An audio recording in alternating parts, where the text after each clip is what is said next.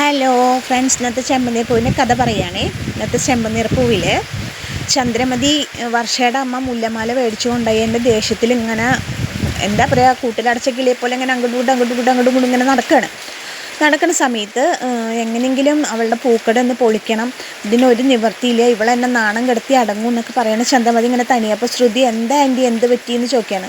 അപ്പോൾ നീ കേട്ടില്ലേ അവരെന്നെ കളിയാക്കിയതെന്നൊക്കെ ചോദിക്കണം. ഈ സമയത്ത് വർഷയുടെ അമ്മ ഇറങ്ങുന്ന സമയത്ത് വർഷയും ശ്രീകാന്തും കൂടിയിട്ട് വരുന്നുണ്ട് കേട്ടോ. വന്നിട്ട് ആ അമ്മ പോവുകയാണ് നോക്കുമ്പോൾ ഞാൻ പോവുകയാണ്, പിന്നെ വരാം, ഭക്ഷണം കഴിച്ചിട്ട് പോവാൻ ആൻറ്റി പറയണം. അപ്പോൾ ശ്രീകാന്തേ വേണ്ട മോനെ ഞാൻ പിന്നെ വരാൻ പറഞ്ഞിട്ട് ശ്രീകാന്തിൻ്റെ അമ്മ അവിടുന്ന് ഇറങ്ങുകയാണ്. അപ്പോൾ വർഷയ്ക്ക് ഇതേ ഇവിടുന്ന് അമ്മ പൂവൊക്കെ ആയിട്ട് ചോദിക്കുമ്പോൾ പറയണേ, പൂക്കാരിയമ്മല്ല, നിങ്ങളുടെ അമ്മ പൂവിക്കുണ്ടല്ലോ അവരുടെ അടുത്ത് നിന്ന് മേടിച്ചതാണ് കളിയാക്കി പറഞ്ഞിട്ട് വർഷയുടെ അമ്മ കാറിൽ കയറാണ്. അപ്പോൾ ശ്രീകാന്ത് അകത്തേക്ക് പോയി വർഷേനെ വിളിച്ചിട്ട് പറയാണ്, വർഷയുടെ അമ്മ എടി നീ ഒരു തരത്തിലും താണു കൊടുക്കരുത്, മറ്റുള്ളവരെ പോലെ ഒന്നും ഇല്ലാത്തടത്തുനിന്നല്ല നിന്നെ കല്യാണം കഴിച്ചു വിട്ടേക്കണം, നിനക്ക് നിറയെ സ്വത്തുണ്ട്, വലിയൊരു വീടുണ്ട്, എല്ലാ കാര്യങ്ങളും ഉണ്ട്, നീ ഒരു തരത്തിലും വിട്ടുകൊടുക്കരുതെന്ന് പറഞ്ഞിട്ട് അവളെ എരിവ് വെച്ചിട്ട് വർഷയുടെ അമ്മ കാറിൽ കയറി പോവാണ്.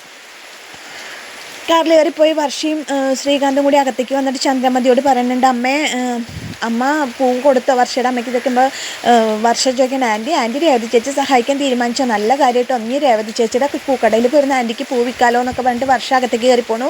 ഇതൊക്കെ കേട്ടിട്ടാണ് ചന്ദ്രമതി ആകെ എന്താ പറയുക ദേഷ്യം വന്നിട്ട് നടക്കേണ്ടത്. ആ സമയത്താണ് ശ്രുതി വന്നിട്ട് എന്താണെന്ന് ചോദിക്കുമ്പോൾ ഇങ്ങനെയാണ് പറയുമ്പോൾ ശ്രുതിയോട് പറയുകയാണ് ചന്ദ്രമതി, ഈ കട പൂട്ടിക്കാൻ വല്ല മാർഗ്ഗം ഉണ്ടോ എന്ന് ചോദിക്കണം. അപ്പോൾ ശ്രുതി പറയാണ്, ഒരു മാർഗ്ഗം ഉണ്ട് ആൻറ്റി പറയണം. അപ്പോൾ വേണ്ട എൻ്റെ ഞാൻ ഭാമയോട് ചോദിക്കാം. നമ്മുടെ ചന്ദ്രമതി അകത്തേക്ക് പോകണം, ഭാമേനെ ഫോൺ വിളിക്കാൻ പോയ സമയത്ത് ഭാമ സാധനങ്ങൾ മേടിക്കാൻ വേണ്ടി പോവാണ്. അപ്പോൾ ഭാമേനെ വിളിക്കും. അപ്പോൾ ഇനിയിപ്പോൾ ഈ കാര്യങ്ങളൊക്കെ ഭാമയോട് പറഞ്ഞാൽ ഭാമ എല്ലാവരോടും പറയുമല്ലോ എന്നിങ്ങനെ വിചാരിക്കണം ചന്ദ്രമതി. അപ്പോൾ ഭാമേനെ ഫോൺ വിളിച്ച്, എന്താ ചന്ദ്ര ഇത്ര രാവിലെ ചോദിക്കുമ്പോൾ പറയാണ്, എനിക്ക് നിന്നോടൊരു കാര്യം പറയാനുണ്ട്, വേറെ ഒന്നും നീ എന്നോട് ചോദിക്കരുത് എന്നൊക്കെ പറയണം. അപ്പോൾ ഭാമ എന്താ നീ പിച്ചും പേയും പറയാൻ ഉറക്കത്തുനിന്ന് നീട്ടിട്ട് എന്നൊക്കെ ചോദിക്കണം. അല്ല ഇനിയിപ്പോൾ ഇത്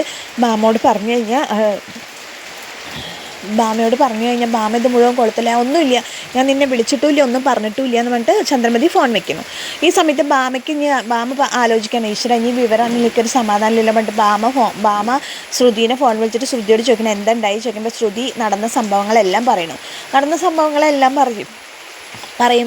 പറഞ്ഞു കഴിഞ്ഞിട്ട് ഇങ്ങനെയാണല്ലേ എന്ന് ചോദിച്ചിട്ട് ഭാമ ഫോൺ വെക്കുന്നു.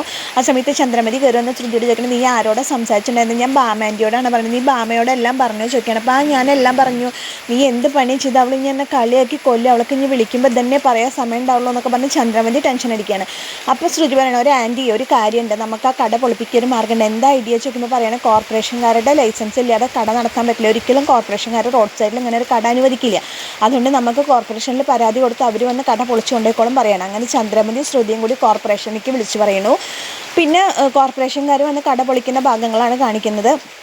രേവതി ഓടി വന്നിട്ട് കോർപ്പറേഷൻകാരുടെ അടുത്ത് കാല് പിടിക്കുന്നത്, സാറേ എൻ്റെ ജീവിതമാർഗ്ഗമാണ് ഈ കട, ഇത് നശിപ്പിക്കരുത് എന്നൊക്കെ പറയുമ്പോൾ ഇത് കംപ്ലയിൻറ്റ് വന്നിട്ടുണ്ട്, ഇനി ഞങ്ങൾ ഈ കട പൊളിച്ചില്ലെങ്കിൽ ഇത് മോൾ വസ്തിക്ക് കംപ്ലയിൻറ്റ് പോവും. അപ്പോൾ ഇതാരാണ് കംപ്ലയിൻറ്റ് എന്ന് വയ്ക്കുമ്പോൾ കംപ്ലയിൻറ്റ് തന്ന ആളെ വെളിപ്പെടുത്താനൊന്നും പറ്റില്ല.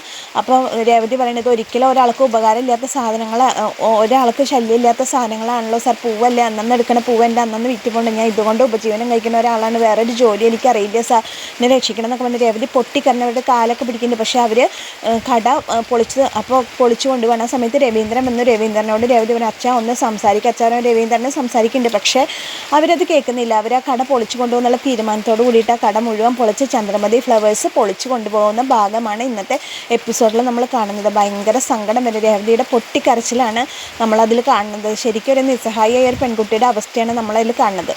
അങ്ങനെ കട പൊളിച്ചുകൊണ്ടായി രേവതി അവിടെ ഇങ്ങനെ ഇരുന്ന് കരയണ സമയത്ത് സച്ചി കയറി വന്നിട്ട് എന്താ കാര്യം എന്ന് ചോദിക്കുമ്പോൾ രേവതി നെഞ്ചു പൊട്ടി പറയുന്നു, സച്ചിയേട്ടാ നമ്മുടെ കട കോർപ്പറേഷൻകാർ കൊണ്ടുപോയി എന്ന് നെഞ്ചു പൊട്ടി കരയണ സമയത്ത് സച്ചിക്ക് ആകെ അറ്റാക്ക് വന്ന പോലെ സച്ചി നിൽക്കുകയാണ്. ഈ സമയത്താണ് നമ്മുടെ ചെമ്പനീർ പൂവ് ഇന്നത്തെ എപ്പിസോഡ് അവസാനിക്കുന്നത്. ബാക്കിയുള്ള കഥയുമായിട്ട് നാളെ വരാം. എൻ്റെ ചാനൽ ഇഷ്ടമായി, എൻ്റെ കഥ കേട്ട് ഇഷ്ടമായി എന്ന കൂട്ടുകാരെ എൻ്റെ ചാനലൊന്ന് ലൈക്ക് ചെയ്യുക, ഷെയർ ചെയ്യുക, സബ്സ്ക്രൈബ് ചെയ്യുക. ഓക്കെ, അപ്പോൾ താങ്ക് യു.